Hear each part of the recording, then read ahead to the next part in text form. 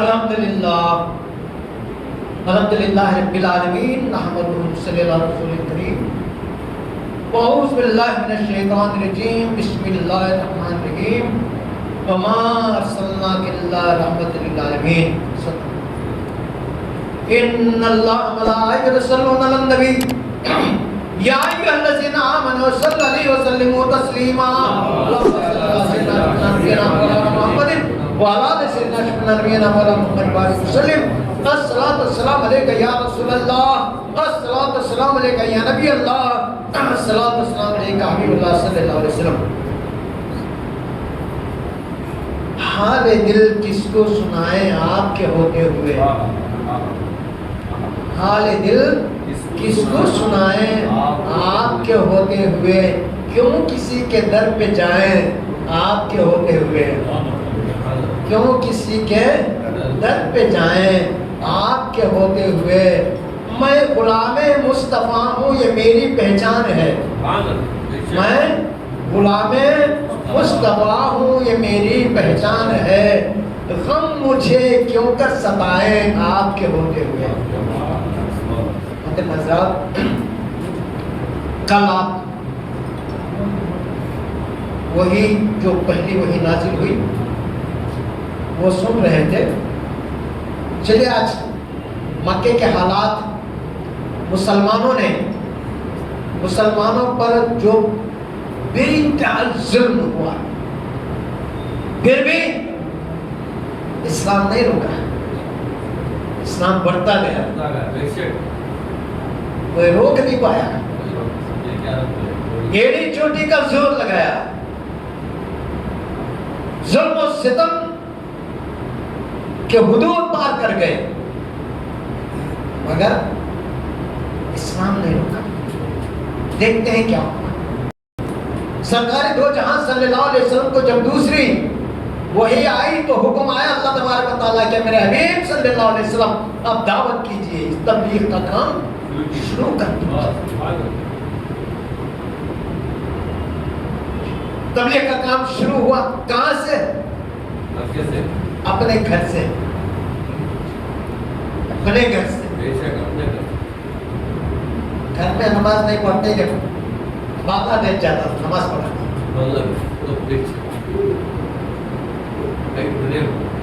گھر میں بیٹا نماز نہیں پڑھتا, یہ تبلیغ کے لیے نکلے نماز پڑھاتا. یہ اسلامی قانون نہیں ہے.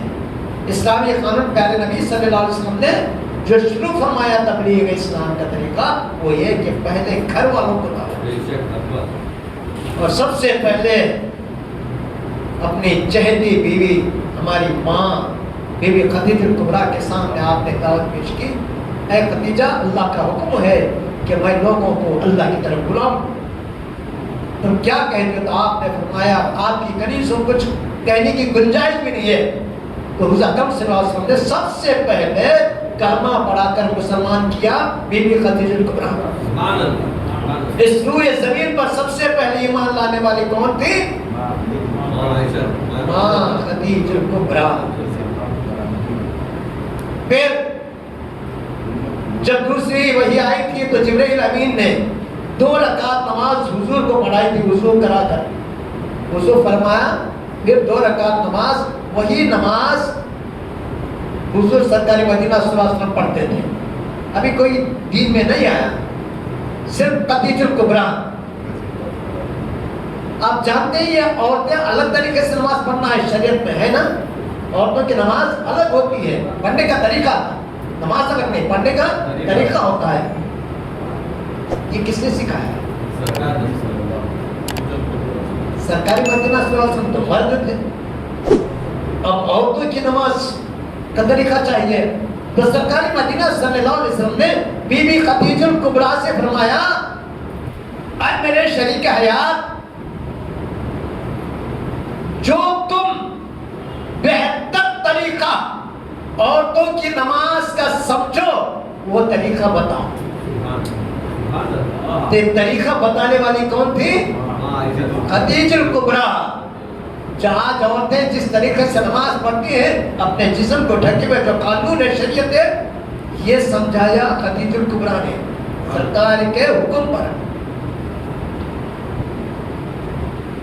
گھر میں سرکاری مدینہ صلی اللہ علیہ وسلم اور خدیجہ کبریٰ نماز پڑھ رہے تھے تو حضرت علی 10 سال کے تھے، آگے دیکھا دونوں نماز پڑھ رہے ہیں. نماز کے بعد پوچھا حضرت علی نے یہ کیا ہے؟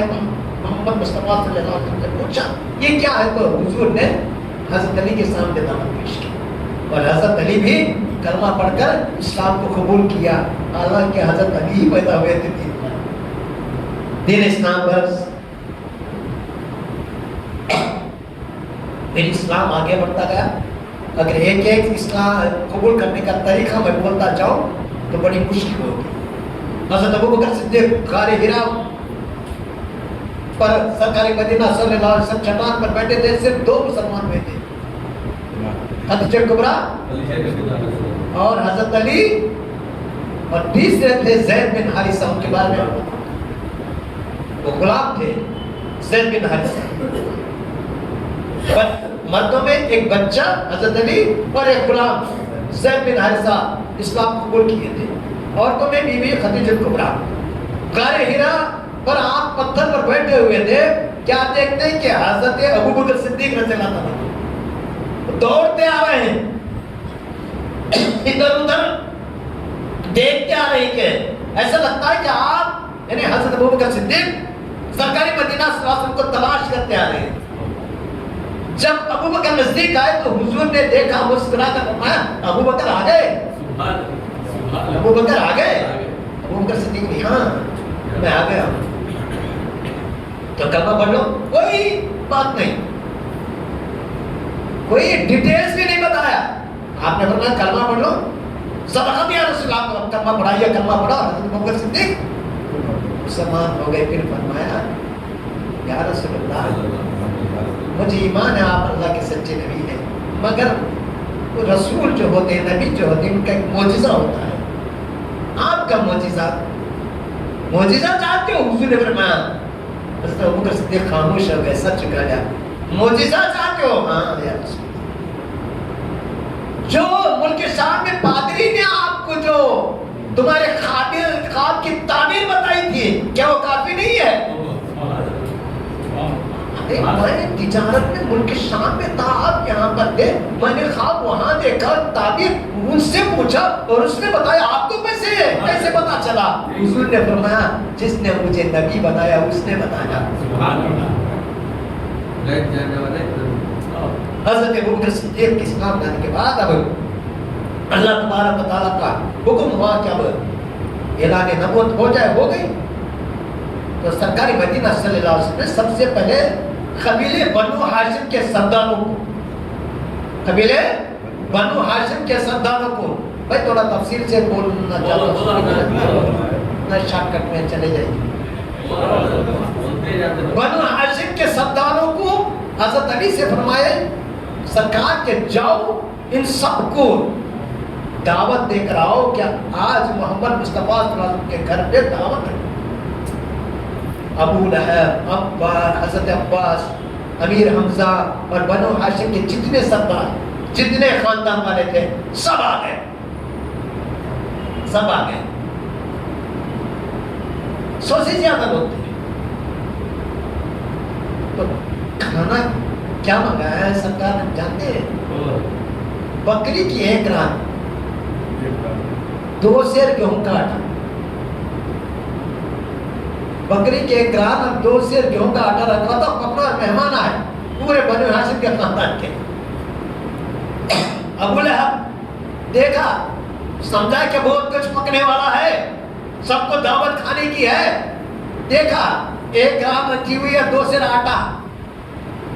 اے محمد صلی اللہ علیہ وسلم دعوت کو بلائے نا تم؟ ہاں.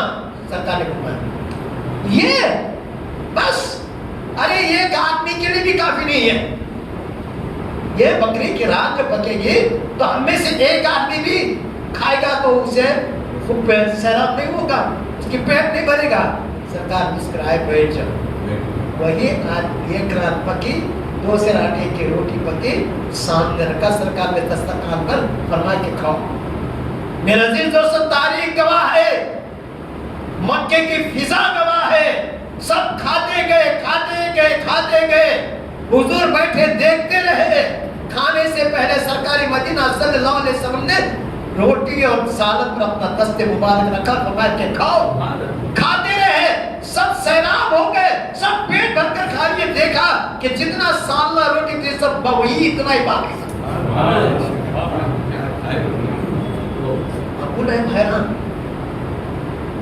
سب کھائے، سب کے پیٹ بھرے اور سالن بھی باقی، روٹی بھی باقی۔ وہ اٹھا، سرکار نے فرمایا اچھا آپ جائیے، سب دعوت نہیں دی، اسلام کی بات ابھی نہیں کی، چلے گئے۔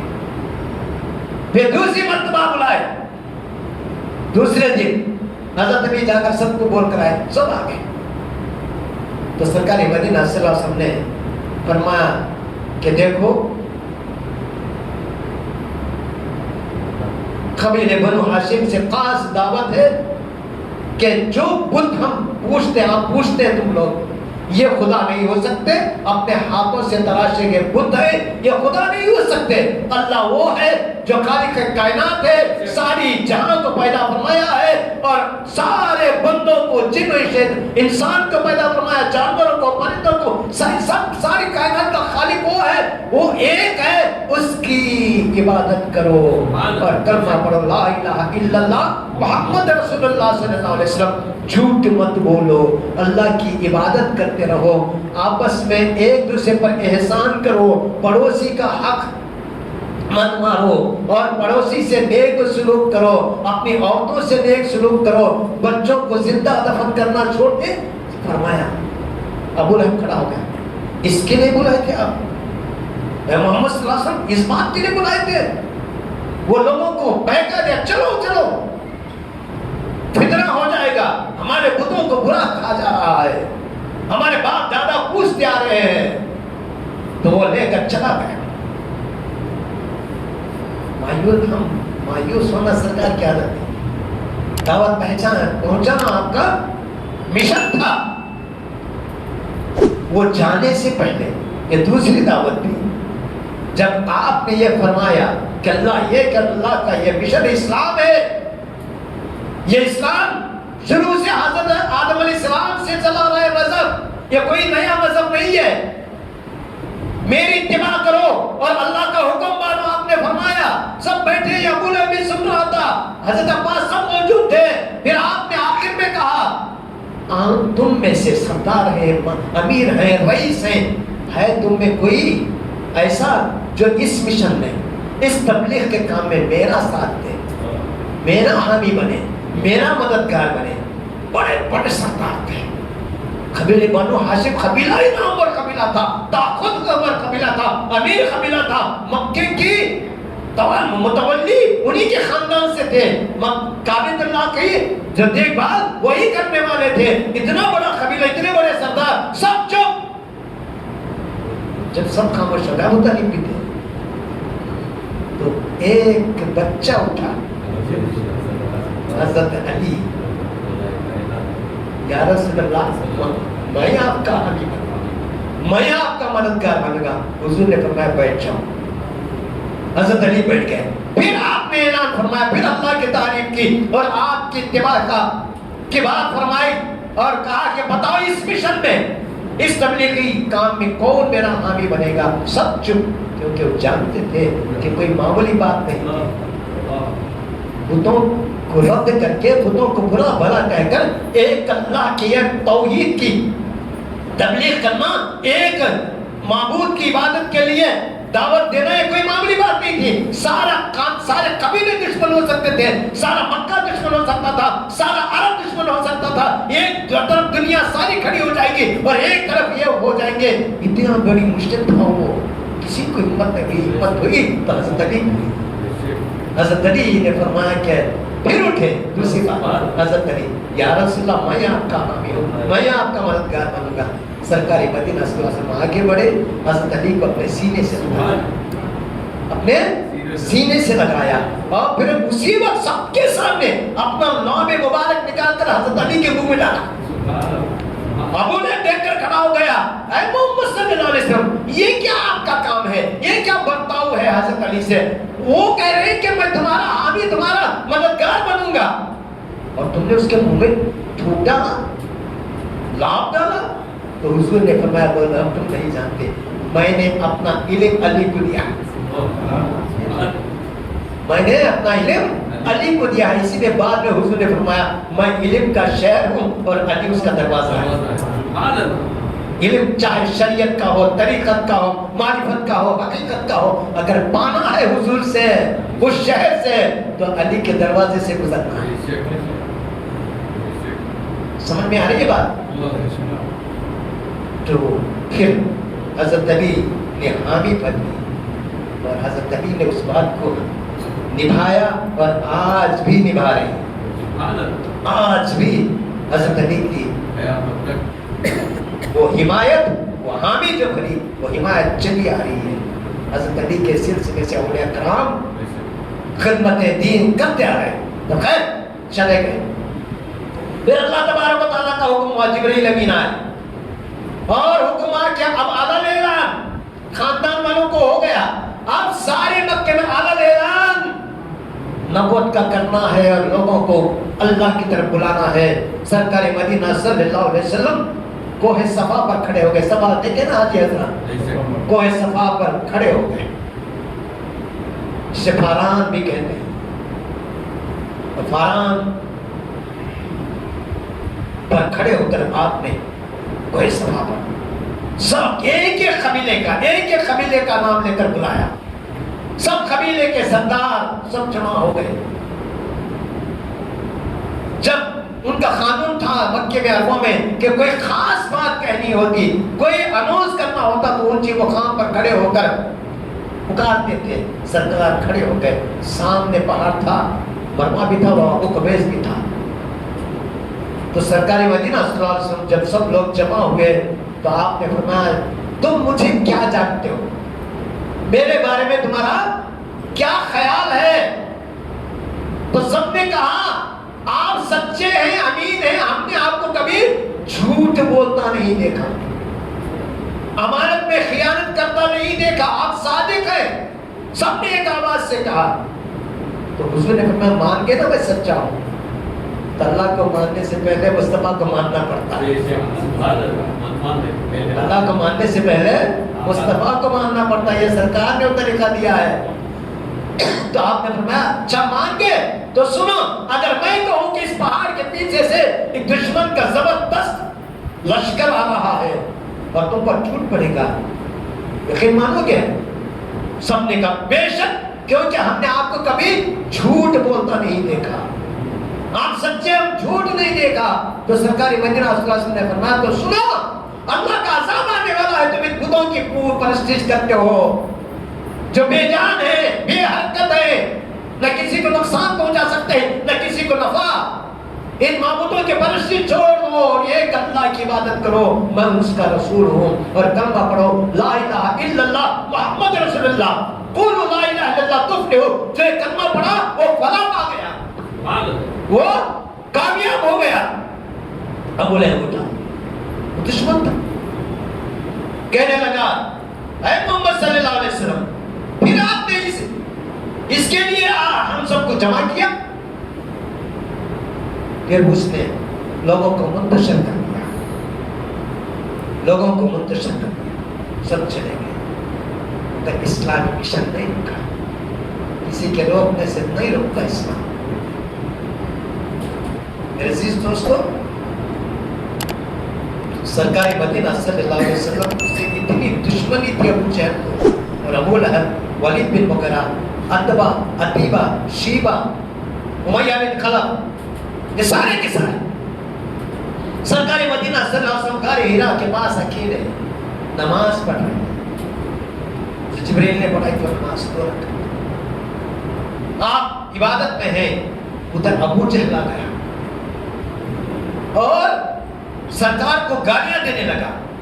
آپ نے سلام پھیرا, سرکاری مدینہ صلی اللہ علیہ وسلم کی شان میں گستاخی کرنے لگا, جو منہ آیا وہ بولنے لگا, گالیاں دینے لگا. سرکار نے کہا کہ تم کیوں مجھے گالیاں دیتے ہو, بات کیوں نہیں مانتے؟ میں کیا کہتا ہوں کہ اللہ ایک ہے، اس کا رسول ہو، سچائی کے راستے پر چلو، سیدھی راہ پر چلو۔ تو ابو جہل اور بھڑک گیا اور گالیاں دینے لگا۔ حضور چپ ہو گئے، جواب ہی نہیں دیا۔ وہ بکتا رہا، چلاتا رہا۔ جب جواب نہیں دیا تو وہ اتنا غضبناک ہو گیا، اتنا غصے میں آیا کہ اس نے پتھر اٹھایا اور سرکار کو کی طرف مار دیا۔ پتھر سرکار کی پیشانی کو لگا اور خون کا فوارہ نکلا۔ تو اس نے سرکار اپنے ہاتھ سے اپنے سر کو غضب کو روک لیا، خون کو۔ ابو جہل وہاں سے بھاگا، وہ ڈر گیا کہ کہیں سرکاری مدینہ صلی اللہ علیہ وسلم شہید نہ ہو جائے اور قبیلہ بنو ہاشم والے اس کو پکڑنا لیں۔ بھاگا وہاں سے۔ یہ سب نظر آیا۔ ابو جہل کے کنیز تھی، وہ دیکھ رہی تھی۔ ابو جہل کی کنیز تھی، نوکرانی، وہ ایک درخت کے پیڑ کے آڑ میں سے یہ سب دیکھ رہی تھی کہ سرکار خاموش تھے، یہ گالیاں بکتا رہا اور آخرکار پتھر مار کر سرکار کو زخمی کر دیا ہے۔ سرکار وہاں سے حقانی راہ سے اپنے گھر چلے گئے، مگر یہ پریشان ہو گئی، بے چین ہو گئی، کس کو بولوں؟ یہ ظلم ہے، محمد مصطفیٰ صلی اللہ علیہ وسلم پر اس نے ظلم کیا اور نہ آپ کو پتھر سے زخمی کیا۔ وہ تلاش کرے تھے کس کو بات بولے۔ اتنے میں سرکار مدینہ صلی اللہ علیہ وسلم کے چچا امیر حمزہ، شکار کا شوق تھا، شکار کو گئے تھے، واپس آ رہے تھے۔ ابھی دیکھیے امیر حمزہ کو، صحیح آدمی ہے، دوڑتی ہوئی گئی اور راستہ روک کر گئی، کیا محمد آپ کے بھتیجے نہیں ہے؟ امیر حمزہ نے کہ بے شک وہ میرے بھتیجے، آپ کے رضائی بھائی نہیں ہے، یعنی ایک دائی کا یہ تھے دونوں، سرکار اور امیر حمزہ، رضائی بھائی نہیں ہے؟ ہاں ہے، کیا ان سے تم کو محبت نہیں ہے؟ بے شک ہے، امیر حمزہ نے کہا۔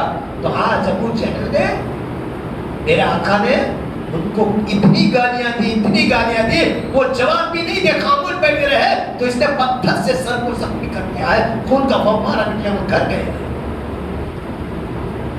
امیر حمزہ کے ہاتھ میں وہ شکار کو کہتے تیر کا کمان تھا، آپ کو بہت چلا لایا۔ گھوڑا پوچھا کدھر گیا وہ کنیز بولی وہ کعبے کی طرف گیا۔ گھوڑا پلٹا کر کعبے کی طرف گئے، گھوڑے سے اترے، دیکھا کہ ابو جہل چند اپنے ساتھی کے ساتھ بیٹھ کر بات چیت کرنا، باتیں کرنا مشغول ہے۔ امیر حمزہ گئے اور تیر کا جو کمان ہوتا ہے وہ لے کر اس کے سر پر زور سے مارا، اس کا سر پھٹ گیا اور بولے امیر حمزہ، مسلمان نہیں ہوئے، بولے اے ابو جہل، تو نے میرے بھتیجے کے سر پر پتھر مارا اور زخمی کیا؟ سن، میں نے محمد کا کلمہ پڑھ لیا ہے، میں نے محمد صلی اللہ علیہ وسلم کا کلمہ پڑھ لیا ہے۔ یہ تو گھبرا گیا، ڈر گیا، بولا کہ غلطی ہو گئی۔ پھر امیر حمزہ وہاں سے نکلے اور دیکھنا چاہتے تھے کہ سرکار کیسے زخم ہوا ہے، تو سیدھا حضور اکرم صلی اللہ علیہ وسلم کے گھر تشریف لائے۔ کیا دیکھتے کہ بی بی خدیجہ کبریٰ اور آپ کی بیٹی بی بی فاطمہ زہرا آپ کے سر کو دھو رہے ہیں۔ امیر حمزہ اندر گئے اور سرکار کے قریب جا کر بیٹھ کے فرمایا، اے محمد صلی اللہ علیہ وسلم، میرے بھتیجے خوش ہو جائیے آپ۔ اس نے پوچھا کس بات کی خوشی؟ خوش ہو جائیے، میں نے آپ کا بدلہ لے لیا ہے، میں نے اس کمان سے ابو جہل کا سر پھوڑ دیا ہے، بدلہ لے لیا، خوش ہو جائیے۔ رسول نے فرمایا میں بدلے سے خوش نہیں ہوتا، میں خوش جب ہوں گا جب آپ کلمہ پڑھیں گے۔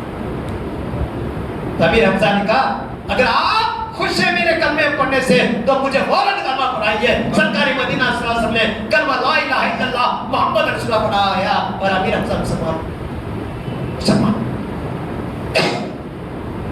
امیر حمزہ معمولی ہستی نہیں تھے، بڑے بہادر، بڑے جنگجو، اور ان کا رعب تھا مکے میں، معمولی ہستی نہیں تھا۔ جب امیر حمزہ مسلمان ہوئے، نبوت کا 6واں سال تھا، کتنا؟ 6واں سال تھا، 6 سال ہو گئے تھے نبوت کا اعلان کر کے حضرت اکرم صلی اللہ علیہ وسلم۔ مسلمانوں پر جو بھی مسلمان ہوئے تھے گنتی کے، جن کی گنتی انگلیوں پر کی جا سکتی تھی، ان پر ظلم کے پہاڑ ٹوٹ پڑے تھے۔ ابو جہل اپنی کنیز کو مارتے مارتے تھک جاتا تھا. عمار بن یاسر, سمیہ ان پر ظلم ڈھایا کرتے تھے. طلحہ, عثمان بن عفان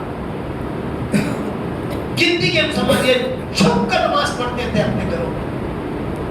دارالارقم کے گھر میں, ارقم کے گھر میں سرکار مدینہ صلی اللہ علیہ وسلم تشریف فرما تھے. سب مسلمان وہاں جمع ہوتے تھے, حضور تعلیم دیتے تھے. وہ عالم تھا جب امیر حمزہ مسلمان ہوئے, جو بھی مسلمان کو کفار مکہ دیکھتے تو مسلمانوں کو پتھر برساتے. یہاں تک سرکار کے جس میں اندر پر پتھر برسائے ان لوگوں نے, سرکار کے راستے میں کانٹے بچھائے ان لوگوں نے. اسلام اتنی آسانی سے نہیں آیا. ہم تھوڑی دیر بیٹھنے کے لیے ہم پریشان ہو جاتے ہیں. یہ اسلام صحابہ کرام کی قربانی کے حکم سے آیا ہے. اتنا آسان نہیں سے ہمیں آج ایمان نہیں ملا. ہمارے صحابہ کرام نے وہ قربانیاں دی. ہر ایک پر شروع ہوتا تھا. جب امیر حمزہ مسلمان ہوئے, وہ آزادی سے مسلمان جو مسلمان کہتے گنتی کے دکان کو اگر مال بھی خرید نہیں سکتے تھے, جو بھی نظر آتا اس پر ضرور ڈایا جاتا, پتھروں سے مارا جاتا, پکڑ کر کھجور کے جھاڑ سے درخت سے باندھ کر ان کے ناکوں میں دھواں دیا جاتا. حضرت بلال کو جنگی ریت پر لٹا کر وزنی پتھر رکھ کر کوڑے مارے جاتے تھے. کبھی ہم نے اسلام کے لیے ایسا کچھ سہا, برداشت کیا؟ اگر یہ قوم برداشت کریے فلسطین. میرے سرکار نے فرمایا کہ ایک ایسی قوم ہوگی جو بیت المقدس کے آس پاس رہے گی, وہ قیامت تک لڑتی رہے گی. وہ قیامت تک لڑتی رہے. میرے آقا کی پیشن کو یہ حضور نے فرمایا کہ قیامت تک, یعنی اس کا مطلب یہ ہے کہ فلسطین پر تم لاکھ بم برساؤ وہ ختم نہیں ہوں گے, قیامت تک لڑتے رہیں گے. ختم ہونے والی نہیں ہو, چاہے سے ہزاروں اسرائیل آ جائے, فلسطین ختم ہونے والی نہیں, قیامت تک لڑیں گے. حضور نے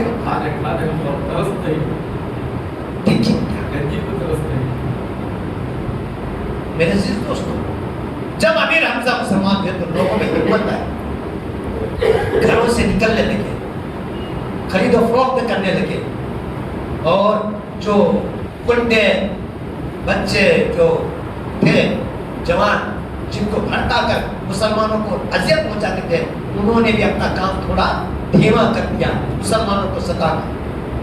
جب امیر حمزہ مسلمان ہوئے تو ابو جہل, ابو سفیان, ولید بن مغیرہ, عتبہ, عتیبہ, ابو البختری, زبیر بن امیہ, ہشام مخزومی, یہ سب میٹنگ بلوائی. یہ کیا بنا ہے؟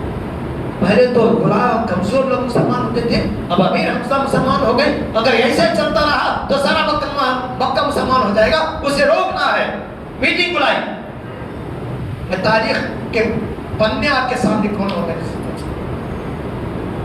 اور مشورہ ابو جہل صدر بنا. مشورہ یہ تھا, مشورہ اس بات پر مانگ رہا تھا کہ اس فتنے کو نعوذ باللہ من ذالک اسلام کو کیسے روکا جائے, کیسے لوگوں کو مسلمان ہونے سے روکا جائے, اور جب مسلمان ہو گئے ان کو کیسے واپس اپنے آبائی مذہب میں لایا جائے. گھر واپس ہی بول رہے نا, یہ کیسے لایا جائے. تو عتبہ اٹھا, اس نے کہا کہ سارے مسلمانوں کو ختم کر دیا جائے, سارے مسلمانوں کو ختم کر دیا جائے. ابو جہل نے کہا اگر ایسا کریں گے تو ہر ایک مسلمان ایک قبیلے سے تعلق رکھتا ہے, اور عرب میں نہیں دیکھتے کہ مسلمان ہے کیا ہے, کہ ان کے قبیلے کے آدمی کو نقصان پہنچا تو جنگ کے لیے تیار ہو جاتے ہیں. تو اس سے سارے مکے میں فتنہ فساد ہو جائے گا, جنگیں ہوں گی. کوئی اور مشورہ؟ اس وقت عاص بن وائل وہ اٹھا, اس نے مشورہ دیا کہ دیکھو مسلمانوں کو ختم کرنے سے ایک ایک قبیلے والے آئیں گے اور جنگ ہوگی. آپ قبیلوں میں ایک کرتے ہیں, جو اس کا کارن ہے, مین ہے کون, محمد مصطفیٰ صلی اللہ علیہ وسلم, ان کو ختم کرتے ہیں. نعوذ باللہ, ان کو شہید کرتے ہیں. ایک قبیلہ بنو ہاشم, اگر جنگ کو آئے تو ہم سب مل کر مقابلہ کریں گے, ہر ایک قبیلہ والا مل کر. تو ابو جہل کو یہ مشورہ یہ تنقید، یہ تدبیر بہت پسند آئی. اس نے کہا اچھا یہ اچھا مشورہ ہے، کیوں نہ محمد مصطفیٰ صلی اللہ علیہ وسلم کو ہی ختم کر دیا جائے. کون کرے گا کام؟ کس میں ہے یہ ہمت؟ تم تھے. کون اٹھے؟ حضرت عمر فاروق اٹھے، میان سے تلوار کھینچ دی، فرمایا میں یہ کام کروں گا. اور عمر کے بارے میں جانتے تھے مکے والے، جب میان سے تلوار باہر آتی ہے کسی کا خون پیے بغیر اندر نہیں جاتی. وہ عمر فاروق تھے، وہ دبدبا تھا، بڑے بہادر، بڑے جنگجو، بڑے نڈر. تو ابو جہل کو شک ہے، اے عمر اگر تم یہ کام کرو گے تو میں تم کو 100 سرخ اونٹ، لال اونٹ عربستان میں بڑے قیمتی ہوتے تھے، ساتھی لے 100 سرخ اونٹ انعام میں دوں گا. عمر فاروق رضی اللہ عنہ نے فرمایا میں انعام کے لیے نہیں، اپنے قوم کے لیے کر رہا ہوں، اپنے قوم کے لیے جا کر میں محمد صلی اللہ علیہ وسلم کا قدر کر دوں گا. ابو جہل بات جو بھی ہو، اگر یہ کام کر دیے تو تمہارا انعام. حضرت عمر نکلے، اللہ اکبر، اللہ اکبر، آ رہے ہیں دار الارقم کی طرف جہاں سرکار مدینہ صلی اللہ علیہ وسلم تشریف فرما تھے. سب کو پتا تھا آ رہے ہیں، ہاتھ میں تلوار، ننگی تلوار، بیان کے اندر نہیں رکھے، کیونکہ جب تک کسی کی گردن نہیں کٹتے اندر نہیں جاتے. عمر فاروق کے تلوار جھومتے آ رہے ہیں، جلال میں آ رہے ہیں، غصے میں آ رہے ہیں. سامنے سے راستے میں حضرت سعد بن ابی وقاص رضی اللہ تعالیٰ. کون؟ سعد بن ابی وقاص نام یہ ہر لڑکی میں اس کو تاریخ ہے، حضور کے ماموں تھے.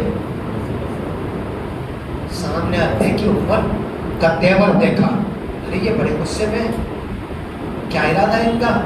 قریب گئے، اے عمر کدھر جا رہے ہو؟ عمر فاروق نے کہا میں آج محمد مصطفیٰ صلی اللہ علیہ وسلم کو ختم کر کے دم لوں گا.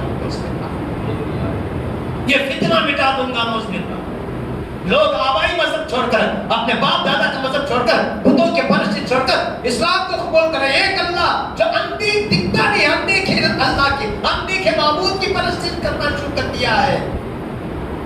ہم اس کو برداشت نہیں کر سکتے، آج میں قتل کر دوں. اب سعد بن وقاص جانتے تھے کہ عمر فاروق کتنے غصے والے ہیں اور ان کا کیریکٹر کیا ہے. اگر ان کا غصہ کسی پر نکل گیا تو آپ نے چاہ کے ان کو ڈائیورٹ کرنا ہے. حضور کے پاس بھیجیں گے تو یہ اس غصے میں کچھ نہ کچھ کر بیٹھیں گے. ان کو راستہ بدلنا ہے. بولے ارے پہلے محمد صلی اللہ علیہ وسلم کو ختم کرنا چاہیے. ہاں پہلے اپنے گھر کو دیکھو، تمہاری بہن مسلمان ہو گئی ہے، تمہارے بہنی سعید مسلمان ہو گئے ہیں. جاؤ کہاں میری بہن اور بہنی مسلمان ہو گئے، ہاں جا کر ان کی خبر لو. چلے ہیں محمد صلی اللہ علیہ وسلم کو تو پلٹے. بہن کے گھر اور غصہ آیا، دیکھتا ہوں کیسے بہن بھائی کو اسلام پر ٹک سکتے ہیں. آج دروازہ بند تھا، بہن کے گھر دروازہ کھٹکھٹایا، اندر سے کوئی پڑھنے کی آواز آ رہی تھی. بات یہ تھی کہ حضرت خباب رضی اللہ تعالیٰ عنہ حضرت عمر فاروق کے بہن اور بہنوی کو قرآن پڑھنے جب تک جو نازل ہوا تھا وہ پڑھانے آتے تھے اور اس وقت پڑھا رہے تھے. چٹائی بچھا کر شوہر اور بیوی بیٹھے ہوئے تھے اور خباب پڑھا رہے تھے. تو عمر فاروق کو آواز آئی کسی کہ پڑھنے کی. دروازہ زور سے کھٹکھٹایا. پھر تھوڑی دیر بعد اندر سے آواز آئی، کون؟ میں عمر. عمر کا نام سنتے خباب جا کر اندر چھپ گئے. عمر آ گئے ہیں، کوئی اب خیریت کی بات نہیں ہے. آپ کی بہن نے دروازہ کھولا، وہ ایک دھکا دیے بہن کو اندر داخل ہوئے. سعید آپ کے بہن ہوئے چڑھائی پر بیٹھے ہوئے تھے، ابھی جا کر ان کے گریبان کو پکڑا، اٹھایا. کیا تو مسلمان ہو گیا ہے؟ سعید نے کہا ہاں. ایک تھپڑ مارا اور بہن سے پوچھا تم کیا پڑھ رہے تھے؟ بہن نے کہا پہلے میرے شوہر کو چھوڑ دو. مارا، پھر نیچے ڈال کر زد و کو کرنے لگے، لات و گھوسا مارنے لگے. اسلام چھوڑ دے. سعید کہہ رہے تھے ہرگز نہیں، تو میری جان لے لے اے عمر، اسلام چھوڑنے والے نہیں. آپ کی بہن آئی اپنے شوہر کو بچانے کے لیے، بیوی ہوتی ہے، اور آپ کا ہاتھ پکڑ کر بھیا بات تو سنیے کھینچ رہی تھی، ایک دھکا دیا عمر فاروق نے، جوش میں تھے، غصے میں تھے. بہن کو جب دھکا دیا، مکہ مارا، تو آپ دور جا کر گری، سب دیوار سے لگا اور پھٹا خون آنے لگا. تو وہ بھی جلال میں آ گئی. اے بھائی عمر، تو لاکھ ظلم کر لے، ستم ڈالے، مگر دیکھ ہم اللہ کو مان چکے ہیں، پیارے نبی کے غلام بن چکے ہیں، محمد مصطفیٰ کے دین پر ایمان ڈال چکے ہیں. تو چاہے ستم و ظلم کے پہاڑ توڑ دے، ہم بدلنے والے نہیں ہیں. عمر فاروق نے بہن کے لہو لہان چہرے کو دیکھا تو غصہ اترا، غصہ اترا. بیٹھ گئے، چارپائی تھی، بیٹھ گئے. بولے تم کیا پڑھ رہے تھے؟ تو آج کی بہن نے کہا جو پڑھ رہے تھے وہ کیا دیکھنا چاہتے ہو؟ عمر فاروق نے ہاں لے کر آؤ جو تم پڑھ رہے تھے. آپ کی بہن نے فرمایا وہ اللہ کا کلام ہے، قرآن ہے، اسے میلے لوگ ہاتھ نہیں لگا سکتے. تم اگر نہا کر نہیں آئے ہو تو جا کر نہا کر آؤ، نہا کر آؤ. اس میں دو مقصد تھے آپ کی بہن کے کہ آپ پاک ہو کر آپ کا ہاتھ کو لگائیں اللہ کے کلام کے اس وقت کو، اور دوسرا نہانے سے غصہ ہو ٹھنڈا ہو جاتا ہے. باہر کے تھوڑی دیر کے بعد آئے کیونکہ وہ جاننا چاہتے تھے. ایک شوق سا پیدا ہوا تھا کہ قرآن جو پڑھ رہے تھے اس کو دیکھنا ہے کیا چیز ہے. آئے بولے اب لاؤ. آپ کی بہن نے لا کر اس قرآن کی برف آپ کے ہاتھ میں رکھا. ایک روایت سے سورہ حدید، ایک روایت سے سورہ طٰہٰ ہے. آپ نے پڑھنا شروع کیا جس میں اللہ کی تعریف تھی. اللہ وہ ہے جو ساری کائنات کو بنانے والا ہے. اے لوگ ایمان لاؤ، سچائی کی طرف آ جاؤ. وہ پڑھ رہے تھے، جو پڑھتے تھے جسم کا روٹا روٹا کام اللہ کا کلام تھا. آنکھوں سے آنسو آ گئے. کس کے؟ عمر فاروق کے. کیا کلام تھا؟ اللہ نے یہی فرمایا تھا کہ اگر ہم اس کلام کو پہاڑ پر نازل کرتے تو وہ خشت الہی سے پاش پاش ہو جاتا. عمر کا دل جب قرآن اترتا گیا، آنکھوں سے آنسو آ گئے. پکار کر بولے قسم ہے اس کلام والے کی، یعنی خدا کی، کہ یہ کسی انسان کا کلام نہیں، یہ اللہ کا کلام ہے. میں اس کلام پر ایمان لایا، میں اس کلام پر ایمان لایا. آپ خوش ہو گئے. آپ کی بہن سعید نیچے سے اٹھے، خوش ہو گئے. اور خباب نے جب سنا، عمر فاروق نے کہا، خباب رضی اللہ عنہ اندر چھپے بیٹھے تھے، جب سنا کہ عمر فاروق نے کہتے ہیں کہ میں اس کلام پر ایمان لایا تو وہ بھی باہر آ گئے. بولے السلام علیکم، میں آپ کے بہن اور بہنی کو پڑھانے آتا ہوں، پر آج پڑھانے آیا تھا آپ آ گئے. عمر فاروق نے کہا باتیں بعد میں، پہلے مجھے محمد مصطفیٰ کی پاس پہنچنا چاہیے، میں آپ کے ہاتھ پر کلمہ پڑھنا چاہتا ہوں. تو خباب نے کہا واہ، آپ کو جب میرے آقا نے دعا مانگی تھی لگتا ہے وہ آپ کے حق میں قبول ہو گئی، آپ کے حق میں قبول ہو گئی. عمر فاروق نے کہا دعا کیسی دعا؟ ہاں پیارے نبی صلی اللہ علیہ وسلم نے رات میں اللہ سے دعا مانگی تھی، یا اللہ دو عمر، یعنی عمرو بن حشام، ابو جہل کا نام تھا اصلی نام، اور عمر بن خطاب، ان دونوں میں سے ایک کو دے جو اسلام کو تقویت ملے، اسلام کو قوت ملے، اسلام کو طاقت پہنچے.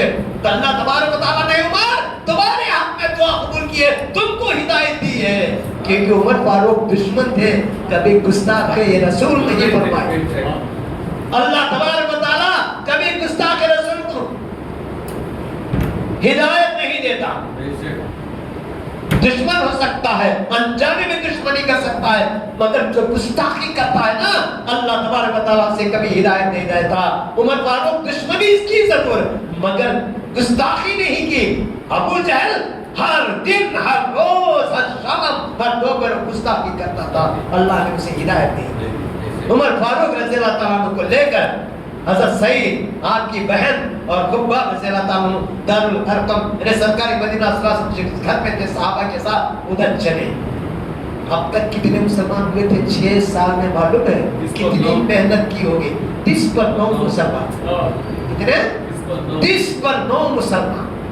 عمر فاروق رضی اللہ تعالیٰ عنہ یہ خبر 7 بن بیخاس ادھر عمر کو بھیج کر وہ ادھر گئے تھے دارالارقم کو سرکار کو بتانے کے لیے, اور سرکاری مدینہ صلی اللہ علیہ وسلم کو جا کر آپ نے بات پہنچا دی کہ عمر آپ کے خطر کے لیے آ رہے. تو صحابہ نے دروازہ بند کر کے اندر تھے سرکاری مدینہ صلی اللہ علیہ وسلم, امیر حمزہ سب اندر. کتنے تھے؟ 30 پر 9 مسلمان ہوئے تھے اس دن تک. تو عمر فاروق کا دروازہ کھٹکھٹایا. سرکاری مدینہ صلی اللہ علیہ وسلم نے فرمایا کہ دروازہ کھول دو. دیکھیں کس ارادے سے آئے ہیں عمر. امیر حمزہ نے میان سے تلوار کھینچی. آنے دو عمر کو. اگر نیک ارادے سے آئے تو صحیح ہے, ٹھیک ہے. اگر وہ قتل کے ارادے سے آئے محمد صلی اللہ علیہ وسلم کے, میری تلوار ہوگی اور عمر کا سر ہوگا. سمجھ میں آ رہے ہیں نا آپ سب؟ میری تلوار ہوگی عمر کا سر ہوگا. دروازہ کھولا گیا. کیا منظر ہوگا میرے دوستو؟ فرشتے استقبال کر رہے کہ عمر فاروق کا. عمر فاروق قدم رکھے سرکار کے حجرے میں, اس گھر میں دارالارقم میں قدم رکھے. سرکار آگے بڑھے. ہاتھ میں ابھی تلوار تھی عمر فاروق کی, ابھی تلوار تھی. سرکار آگے بڑھے, عمر فاروق کے جبے کو پکڑا, گلا کو پکڑا اور کھینچ کر فرمایا عمر کس ارادے سے آئے ہو؟ یا رسول اللہ میں کلمہ پڑھنے کے لیے آیا ہوں. اور ہاتھ سے تلوار چھوٹ پڑی. یہ سنتے ہی جتنے مسلمان اس گھر کے اندر تھے, امیر حمزہ سب نعرے تکبیر اللہ اکبر کا نعرہ لگایا. سارا محلہ تو کیا مکہ گونج اٹھا.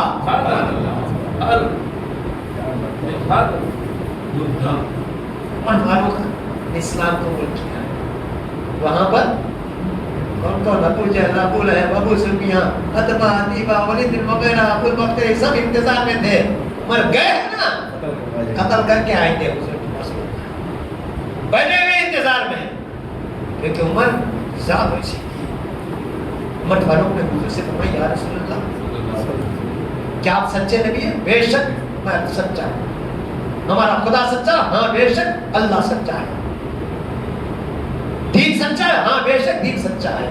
تو عمر فاروق نے کہا پھر ہم چھپ کر کیوں نماز پڑھیں؟ چلیے آج علم اعلان کعبے کے اندر نماز پڑھتے ہیں. یہ بھی نعرہ بجایا صحابہ نے, اللہ اکبر کا. سب نکلے نماز پڑھنے کے لیے کعبے کے اندر. آج تک حضور اکیلے جا کر پڑھا کرتے تھے اور یہ لوگ چھپ کر پڑھتے تھے, مگر عمر فاروق جب مسلمان ہوئے تو سب کو ساتھ میں سرکار کو سامنے رکھا. دائیں طرف حضرت عمر, بائیں طرف امیر حمزہ, پیچھے حضرت علی اور سب صحابہ. کتنے صحابہ تھے پورے؟ 40 مسلمان تھے. حضرت عمر فاروق رضی اللہ تعالیٰ عنہ اور گئے سب کعبۃ اللہ پہنچے. دیکھ رہا ہے ابو جہل, ابو لہب, یہ کیا ہے, یہ کیا منظر ہے, کیا سے کیا ہو گیا. عمر فاروق ابو جہل اور ابو لہب کے پاس گئے. اے بدبختو سنو, میں نے دین محمدی صلی اللہ علیہ وسلم کو اختیار کر لیا ہے, کلمہ پڑھ کر مسلمان ہو گیا ہوں, غلام مصطفیٰ بن گیا ہوں. اگر تم تھوڑی سی دماغ میں عقل رکھتے تو کلمہ پڑھ کے مسلمان ہو جاؤ. ابو جہل ایک دم ناراض ہو گیا, اٹھ کر وہاں سے چلا گیا. اس نے سوچا کیا تھا سب نے, ہوا کیا. اور حضرت عمر فاروق رضی اللہ تعالیٰ عنہ جا کر جو ہے سرکار امامت فرمائے, سب نماز پڑھتے رہے اور یہ سب دیکھ رہے, کسی کو ہمت نہیں ہوئی. عمر فاروق کا معاملہ تھا, کسی کو کچھ کہنے کی ہمت نہیں ہوئی. جب نماز ختم ہوئی تو سرکار نے فرمایا اے عمر, اے عمر, تمہارا لقب فاروق ہے, فرق دکھانے والا. کافروں میں اور مسلمانوں میں تم نے فرق کر کے دکھایا. جو نماز یہاں پڑھ رہے تھے مسلمان تھے, جو چل رہے تھے وہ کافر تھے. فاروق ہے اعظم, یہ عمر فاروق ہے. پھر جو کچھ مکے میں ہوا, ایک ایک واقعہ بتاؤ تو برس لگ جائے گا, باتیں ختم نہیں ہوگی. ایک برس بھی بولتے جاؤ باتیں ختم نہیں ہوں گی. پوری کوشش شروع کر دی ان لوگوں نے. اب عمر فاروق کا تو مسلمان آزادی سے پھرنے لگے. بازار میں جاتے ہیں، خرید و فروخت کرتے ہیں، کوئی چمنا چلاتا نہیں۔ تو ابو جہل پریشان، کیا کیا جائے؟ اس نے ایک مشورہ، 2 منٹ بیٹھ سکتے ہیں؟ ابو جہل پریشان، کیا کیا جائے؟ اس کا ایک دوست تھا حبیب یمنی، کیا نام ہے؟ حبیب یمنی۔ دوست ہی نہیں، بڑا عالم بھی تھا، یمن کا مشہور عالم اور تاجر، علم بھی رکھتا تھا حبیب یمنی، اور شاعر، افسانہ نگار، اتنا بڑا عالم۔ ابو جہل کا دوست تھا، اسے خبر پہنچی کہ حبیب یمنی مکہ آیا ہے، تو فوراً اس کا استقبال کے لیے دوڑا اور حبیب یمنی سے کو اپنے پاس بلا کر کہا کہ ہم بڑی مصیبت میں ہیں،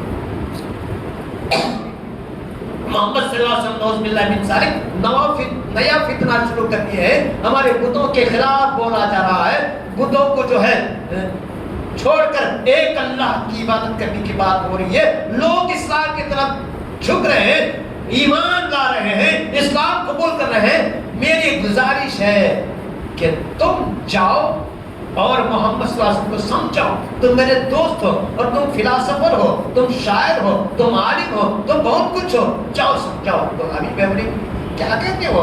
وہ کہتے ہیں کہ اللہ ایک ہے اور وہ اللہ کے رسول ہے، آخری نبی ہے، اور سچائی کے راستے پر چلنے کی دعوت دیتے ہیں، کہتے ہیں کہ غلام اور مالک میں کوئی فرق نہیں، سب برابر ہیں، سب انسان آپس میں برابر ہیں، ایک دوسرے پر کوئی بڑا نہیں ہے، بڑا وہ ہے جس کا کردار بڑا ہے، وہ ہے، ایسی باتیں کرتے ہیں۔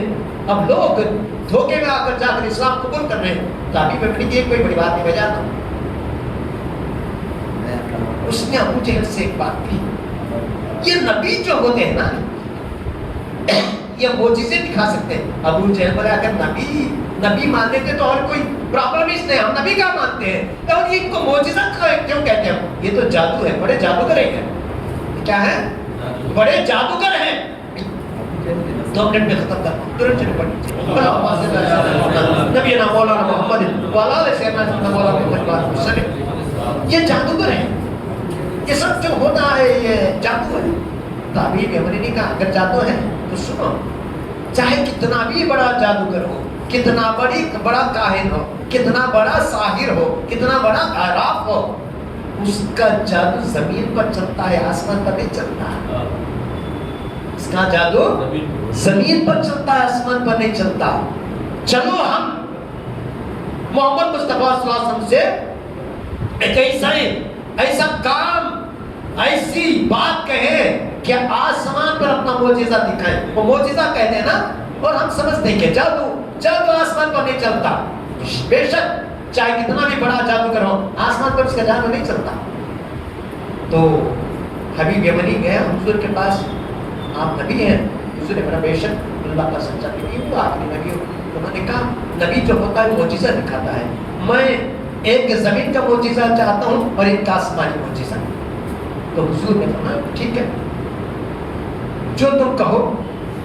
تو آسمانی معجزہ، تو اس نے کہا میں چاہتا ہوں کہ جو آسمان 14ویں رات ہے، جب رات ہوگی تو فل مون آئے گا، پورے کا پورا چاند آئے گا، میں آسمانی معجزہ چاہتا ہوں، چلیے معجزہ دکھائیے۔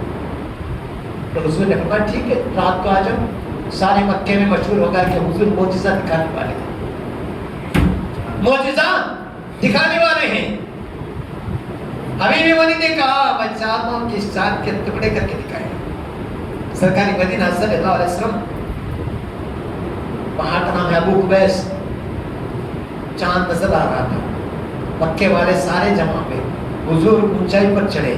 میرے عزیز دوستوں کیا منظر ہوگا، وہ کیا منظر ہوگا۔ میرے آقا مولا محمد مصطفیٰ، ان کا عقیدہ تھا کہ جادو آسمانی چیزوں پر نہیں چلتا۔ حضور نے انگلی کا اشارہ فرمایا اور چاند کو 2 ٹکڑے ہونے کا اشارہ فرمایا۔ میرے عزیز دوستوں سارا مکہ نہیں، ساری دنیا نے منظر دیکھا، ساری دنیا نے دیکھا دیکھا عرب عجم، ارے بھارت کے کینیڈا کے ملبار کے راجا نے دیکھا، جرمن کیا نام ہے اس کا، اسی نے پہلی مسجد بنائی، وہ چھت پر بیٹھا تھا، ادھر میرے آقا نے اشارہ کیا، چاند کے 2 ٹکڑے ہو گئے، ایک ٹکڑا ادھر پہاڑ کی طرف چلا گیا اور ایک طرف ادھر آ گیا، سب منظر دیکھتے رہے، سب حیران، ابو جہل جتنے بھی دشمن تھے حضور کے سب حیران، پھر آپ نے اشارہ کیا، چاند آ کر مل گیا۔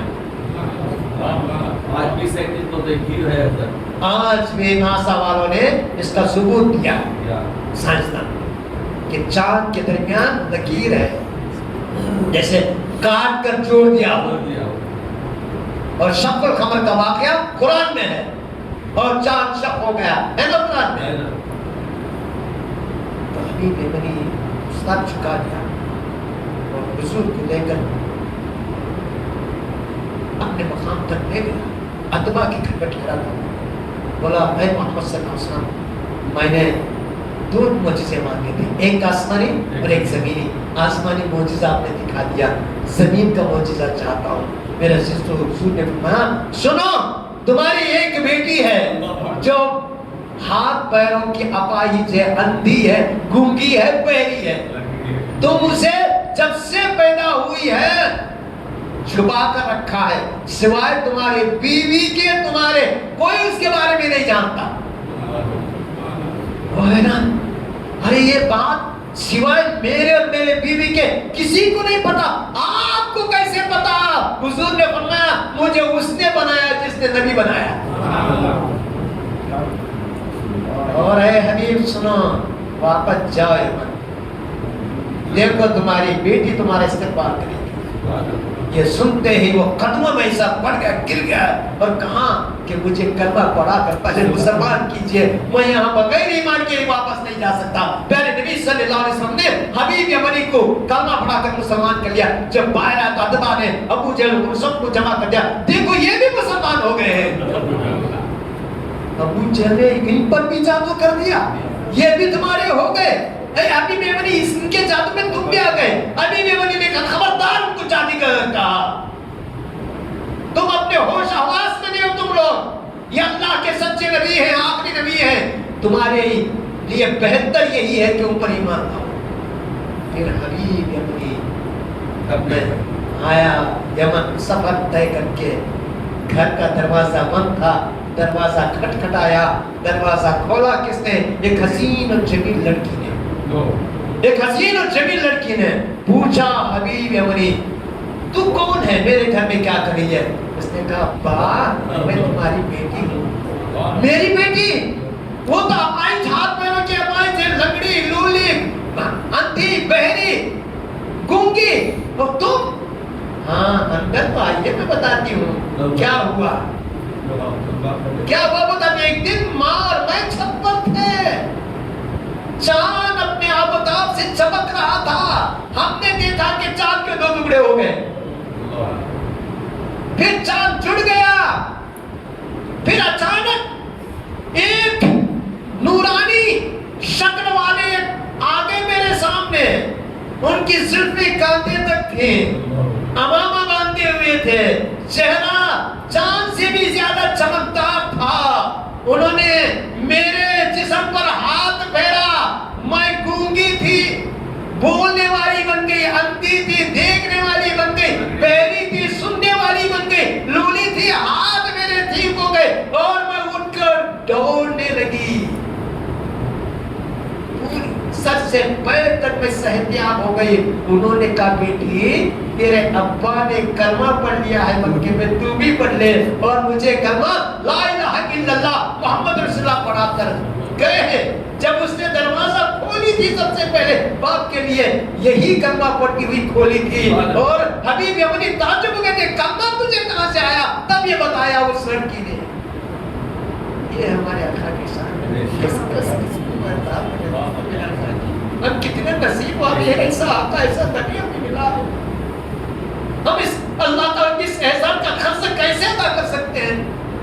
اللہ سے دعا کہ اللہ تبارک و تعالیٰ ہمیں سرکار مدینہ صلی اللہ علیہ وسلم کی سچی محبت عطا فرمائے، اپنا جان مال آپ پر قربان کرنے کی توفیق عطا فرمائے، ہماری دنیاوی زندگی سماج جائے اور آخرت کی منزل آسان ہو جائے، اور سرکار دو جہاں صلی اللہ علیہ وسلم کی شفاعت نصیب ہو جائے، آمین، مہربانی آمین۔